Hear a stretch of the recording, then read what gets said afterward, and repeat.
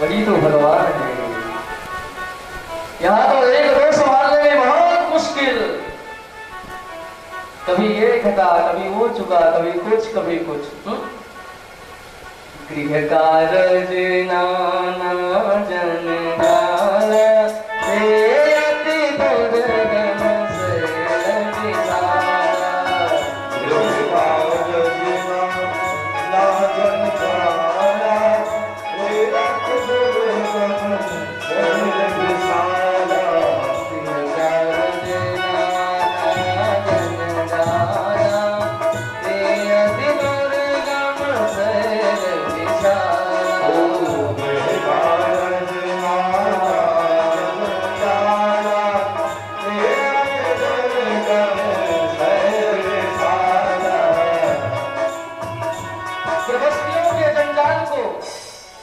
गृहस्थियों से पूछो।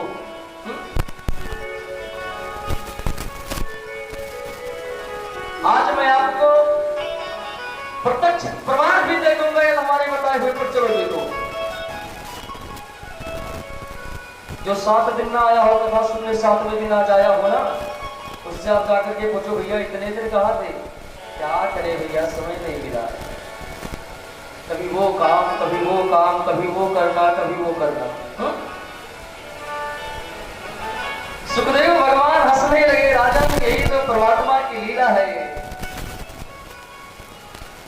और भगवान 16,108 के बीच में बराबर रहते हैं सबके पास।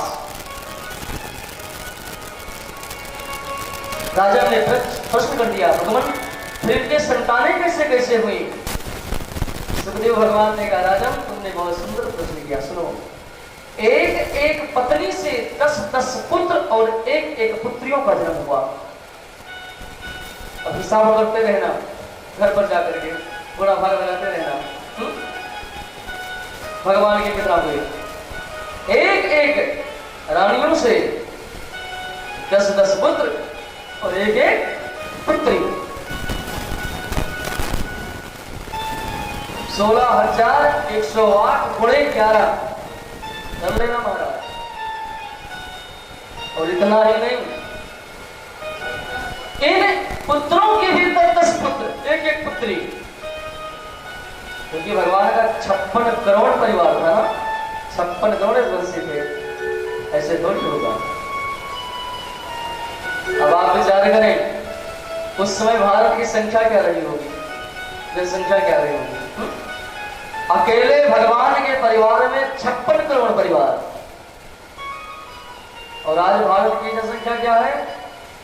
लगभग 145 करोड़ के आसपास है, 45-50 के आसपास। तीसरे हिस्से तो भगवान के परिवार थे। अब भगवान को यदि कोई इलेक्शन लड़ना होता तो वोट मांगने की जरूरत नहीं थी, ये मानते? ये तो भगवान के मन में विचार आ जाता, चलो थोड़ा हम भी जिला पंचायती अध्यक्ष लड़ लें, विधायक की सांसदी लड़ लें, तो भगवान को वोट मांगने की जरूरत थी?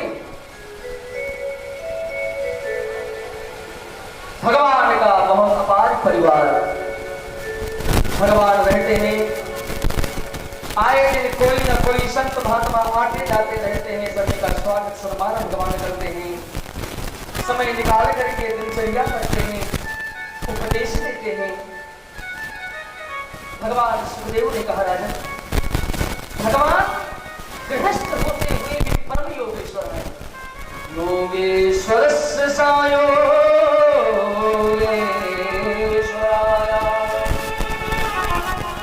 वो गृहस्थ में होते हुए परम योगी राज है। आए दिन कोई न कोई महारानी कुंभ में पहुंची रहती। वो कुंभ समझते हैं ना, पहले राजा महाराजा घर बनवाते थे तो एक प्राइवेट रूम होता था, वो भवन, वो यानी क्रोध का भवन। जिस महारानी को या घर के किसी सदस्य को क्रोध आ जाए, गुस्सा आ जाए, उसमें प्रवेश हो जाता। घर के मालिक जाते समझाते, भैया क्या है बताओ, पूरा करेंगे फलान धमान। जैसे महाराज दशरथ कैकेयी को समझाने गए थे, कैकेयी को बहुत तो गए थे,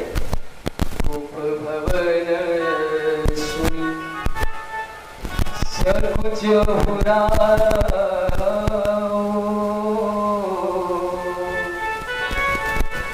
है बस अनहुड़ पर ही न पाऊं।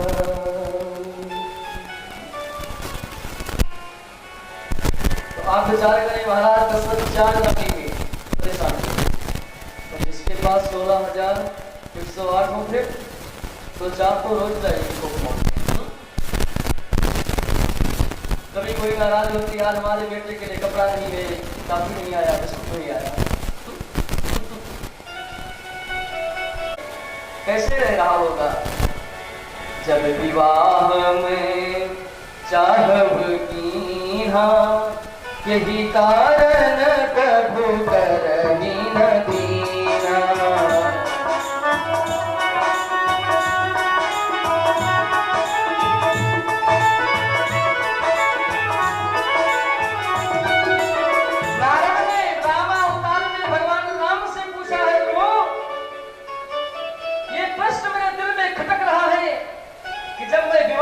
चाहता था आपने आपसे स्वरूप मांगा, आपने कुरूप बना दिया और आप विवाह करके दर दर भटक रहे हो।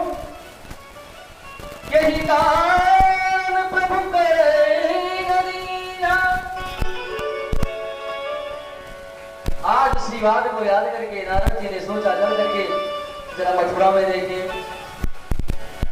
तो मथुरा में आकर के देखा तो भगवान कहीं पर सो रहे हैं, कहीं भोजन कर रहे हैं, कहीं कुछ कर रहे हैं, कहीं कुछ कर रहे हैं, कहीं चौसर खेल रहे हैं। 16,108 भवनों में नारद जी ने दौड़ लगा दिया, हर जगह पर भगवान को पाया। नारद जी की बुद्धि चकरा गई। नारद मेरे माथे से परे है। शेष गणेश महेश दिनेश, जिसके बारे में गाते हैं, शेष महेश गणेश दिनेश चाहि सदा निरंतर ध्यावे। ताहि अहीर की छोहरिया पर छछिया भर पे नाच नचाए। जिसको शेष गणेश भगवान शिव, गणेश गणेश जी महेश शिव ध्यान करते हैं, पाल नहीं पाते। नारद की बुद्धि चकरा गई। महाराज तो ही जाने। नारद जी ने सोचा चलो एक भवन में प्रवेश करके भगवान से मुलाकात किया जाए। भगवान से मिलने के लिए तो प्रवेश किया तो वो रुक्मणी देवी का कक्ष था। भगवान बैठे थे। दौड़ करके भगवान ने नारद के स्वागत किया। आइए आइए देवस, बड़े दिनों बाद पधारे। नारद ने कहा महाराज बस मन में याद है ना, चला आया। महाराज कहां से पधारे? भगवान स्वर्ग से पधारे हैं। तो क्या मेरे लिए कुछ लाए हैं आप? महाराज एक पारिजात का पुष्प लेकर के आया हूं। सो महाराज लीजिए। अब तो महाराज को भगवान श्री कृष्ण को जो पारिजात का पुष्प दिया, बगल में बैठी हुई लक्ष्मी स्वरूपा आदिशक्ति ब्रह्मा भगवती माँ रुक्मिणी जी थी। भगवान ने माता की चोटी में खो दिया, केस में, कच में। नारद ने सोचा जहां श्रृंगार स्वरूप चल रहा है बाबा योगी का काम नहीं है, चलो। नारद है ना, सोचे सर करके सत्यभामा से मुलाकात कर लें, कुछ लगा ही थे। पहुंच गए। सत्यभामा ने देखा, आओ आओ महाराज, कैसे हैं? ठीक है। अभी अभी आए? नहीं नहीं, 1 घंटा हो गया आए। द्वारकाधीश से मुलाकात हुई? हाँ हाँ मुलाकात हो गई। सो रुक्मिणी के पास? अच्छा। सो महाराज आप कहां से पधारे? मैं तो स्वर्ग गया था, सब बहुत सुंदर है, बहुत विचित्र है। सत्यभामा ने कहा महाराज मेरा भी मन करता है देखने को। वहां पर बहुत सुंदर सुंदर रत्न जो समुद्र के मंथन में निकले हैं महाराज स्थापित हैं, देखने को मिल जाता तो जीवन धन्य हो जाता। नारद ने कहा देवी जी, मैं उसी समुद्र से निकला हुआ पारिजात के वृक्ष का एक पुष्प ला करके दिया। रुक्मणी देवी के केशों में कन्हैया ने लगाया है, दर्शन कर लेना।